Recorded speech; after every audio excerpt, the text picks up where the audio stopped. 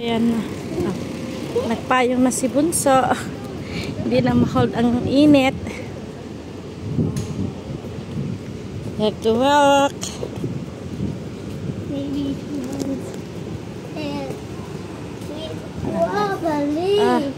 Ala, you walk faster. Mas malaki pa yung payo mo kaysa sa'yo, Bunso. Don't just go and go. Okay, you give to me the umbrella. Auntie need to hold you because we are here at the road. You hold road? Here. What road you said? Later. Later, there's a car. You hold me. Yeah, We're going to cross there. Oh. Faster. You walk across the road. Go to the right. Going to the right. Where's your right? Where's your right? Where's your right? Where's your right? Here's your right. Turn to the right. Sobrang init, my goodness. Oh. Nakikita niya yan yung immigration. So actually, hinatid lang namin yung ate niya doon. Then, pupunta kami dito sa klase ni Bunso.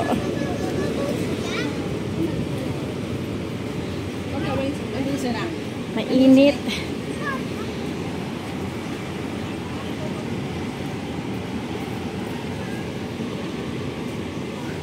Sa Bunso.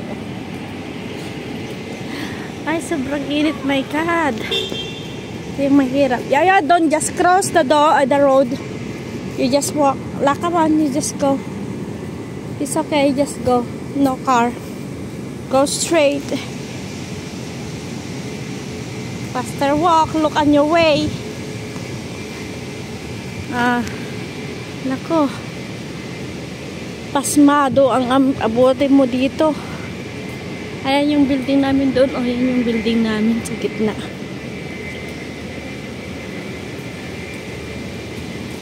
Sobrang init. Parang tinamad na ako mabalik mamaya. Mag-stay na lang ako doon. Susunduin ko sila.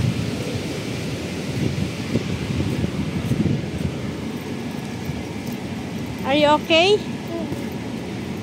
But I cannot see your face. You can put it up like this a little bit so that the wind will go to your face.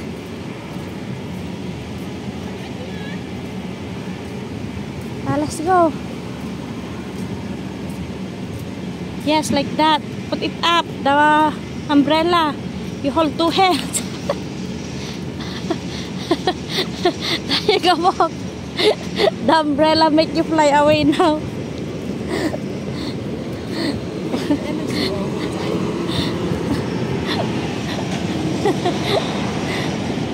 Faster here. Libi na, may. Ang init. Mauna na ako sa'yo. Antayin kita dito. Sa ilalim ng kakahuyan, may. Sobrang init. May payong. Ayaw na mag-share ng payong. Oh. Ayaw mag-share ng payong ni Madam Ganda.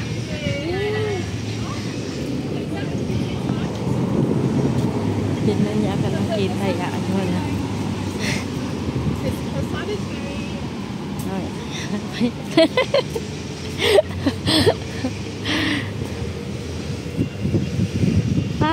We stay here first for a while, Mimoy. So actually 2:30 ang kanyang klase is 2:19 pa lang dito naman kami. So punta na lang kami kahit maaga-aga pa. Oh, sobrang init, my God. Imagine mo. Tingkat na tingkat yung init, pero gusto nila maglalakad-lakad itong mga insekto na to. Parang hindi nila nararamdaman yung init. Kami naman mga kunyang, wala tayong magagawa kasi naghahanap buhay tayo ng dolyar. Hey, oh.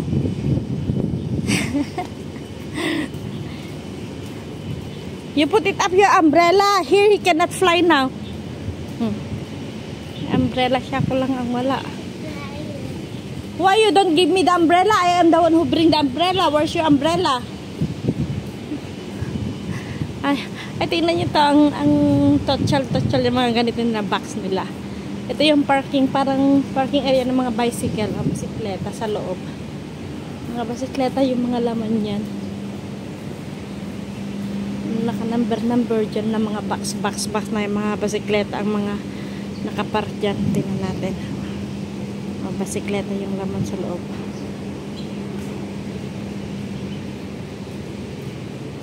Ito. Diyos ko.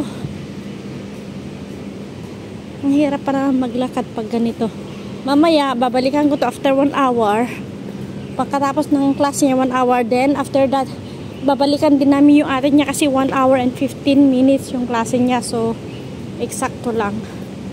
Parang tinatamad na akong bumalik ng bahay.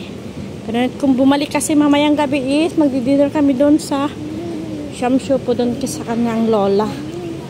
So, let's go. It's not hot now in here. No need umbrella. Now you drink some water. What happened? Nainitan siya. So, dyan kami aakyat. 2-hourly parking. Ayan si Bunso. Oh, you go there. I will take a video. Papakita tayo yung mukha niya. Papasok na siya sa kanyang klase. Be careful. Hi. Can you make bigger your eyes?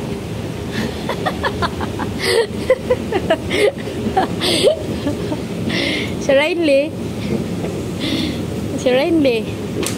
Can you make bigger your eyes? Hey. So, ayan. Ang sarap tumambay dito kasi may nakikita kang mga, andyan yung bridge, oh. YouTube what a bridge.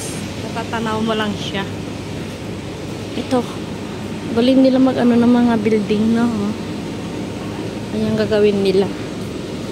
Ayan, doon na yung alaga ko. Nakalayo na. Kung dito pa lang.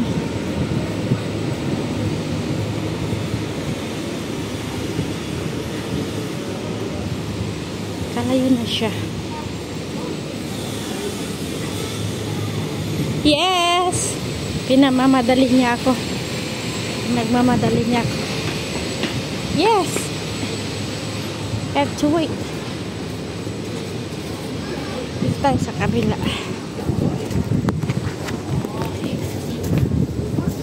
Not yet time. Ah, there is your teacher.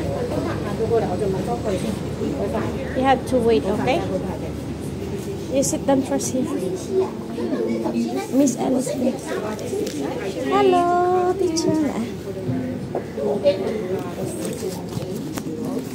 So, dito yung klase niya. Ayan siya magkaklase na yan. Antay lang yung 5 minutes pa. Ayan. Sweat na siya. Ah, teacher is here. Ah, Miss, hello, Lucy. It's so heavy. Haircut? It's very heavy. Hello, Wei-Ching. Let's go, baby. Can you carry it? No, put on your shoulder. It's very heavy. Can you carry it? Are you sure? You get to Lucy. Look so grumpy. You ask the teacher to carry for you if it's too heavy, Yao Yao.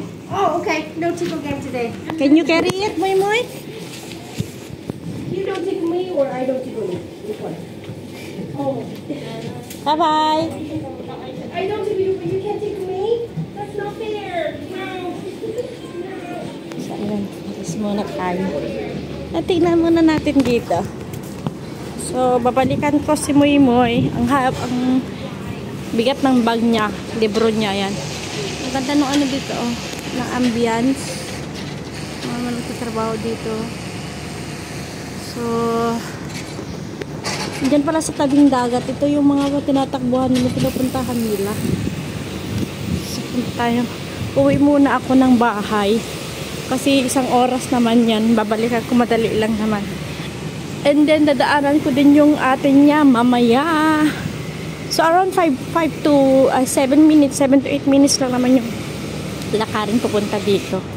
So, uwi muna ako. Then, i-arrange natin yung damit nilang panligo mamayang gabi kasi pupunta kami ng Shamshu po. Doon kami magdi-dinner for tonight. Kagabi is nag-dinner kami doon sa Yunlong. So, tonight is mag-dinner kami doon kay Mama Yaya side. So nakikikain muna kami for this week.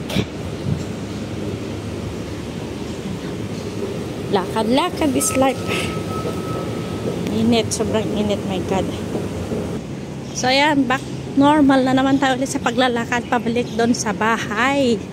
Ganito kainit yung nilalakad natin. So ayan, kita nyo yan, sobrang init.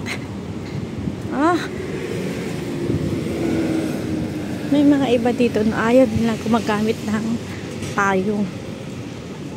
May baby pa sila pero hindi sila papayong mga yan kasi yan ang mga gusto nila, yung nasusunog. Samantalang tayo mga Pinoy, ewan ko na lang.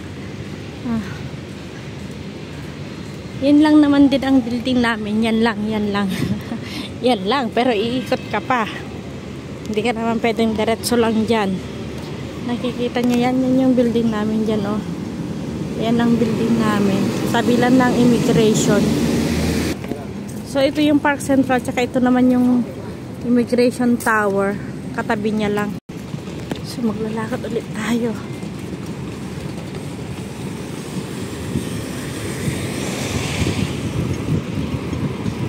Sobrang init.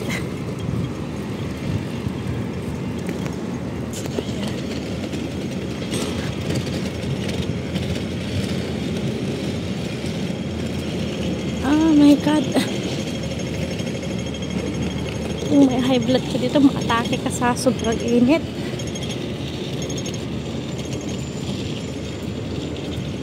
So mamaya, magpasaway ako doon na lang sa gitna tatakbo. Pag mag-green light doon para diretsohan lang sa building na yun.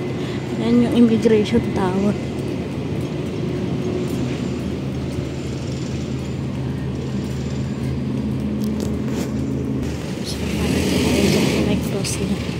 Masarap tingnan yung mga ganito, kahoy-kahoy. Ang laki talagang tulong pag maraming kahoy. Mainit siya. Malaking tulong sa'yo yung shed ng kahoy.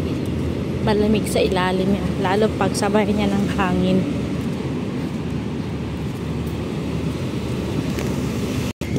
Legit na takbo natin dito. Pasaway tayo. Dito na tayo sa gitna ng takbo.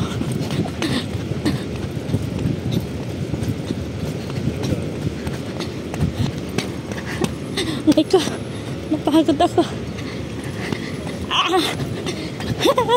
Ay God. Ay salamat. Di tayo naabutan ng red light. So yun guys, yan yung buhay namin dito. Bilang isang OFW na yung ganyan kainit, tapos naglalakad ka sa mga ganitong ng araw. Ay hindi ko maintindihan, my God. Sobrang pagod ko sa araw na to. Hirap kumayod. So mag-iingat tayong lahat, and God bless, and thank you for watching. Bye bye.